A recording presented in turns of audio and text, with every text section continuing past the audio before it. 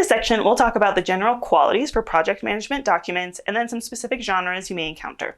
You will probably write these documents and be even more likely read these documents in various careers.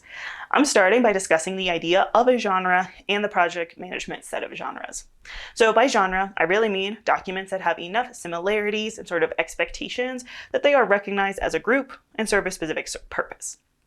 And so think about it like a comedy film.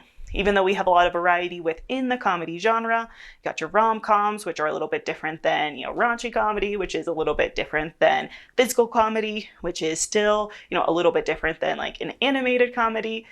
There's variations for that situation, but we still recognize all of those movies as comedies because they have some high-level similarities and they serve these high-level purposes and reactions.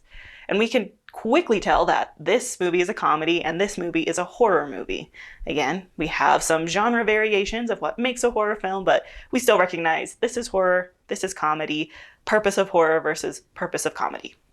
So think about the same idea for all of these document types that we'll be talking about today, and really all of our genres this semester. So for project management documents, they are similar in the situations they get used. They're similar in what we expect from them content-wise, even though there are variations to them. So some of those features of project management genres. A couple of the things of these project management genres to look for and hold is the things that make them a comedy and not a horror film. First, typically, we're going to put things like contact information and other situational identifiers on the document, usually up front. And this is something that may or may not appear in other genres and types of writing, but for these types of documents, it's super important.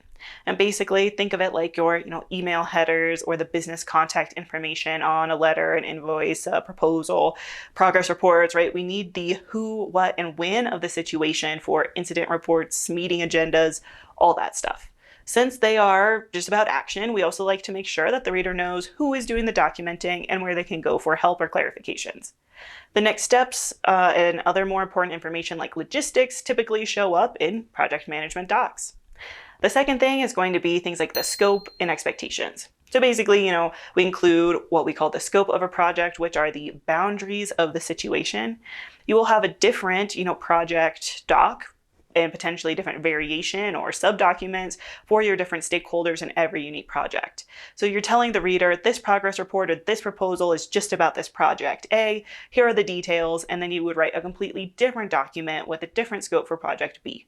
Or this incident report is just at site 1. Maybe there was a big, accident at the site.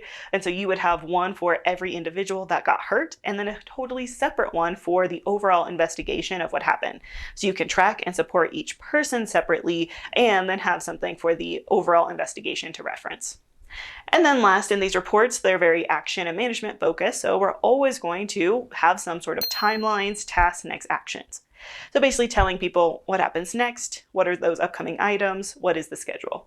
If you do have something like an incident report, often you're going to outline the timeline of both the accident and then the timeline of any investigation, next steps, repairs, all of those outcomes. So those are going to be our kind of big features that again just help us think about these specific genres and documents that we're going to talk about. It's the situation of the details, situation of the scope, situation of the timelines and actions.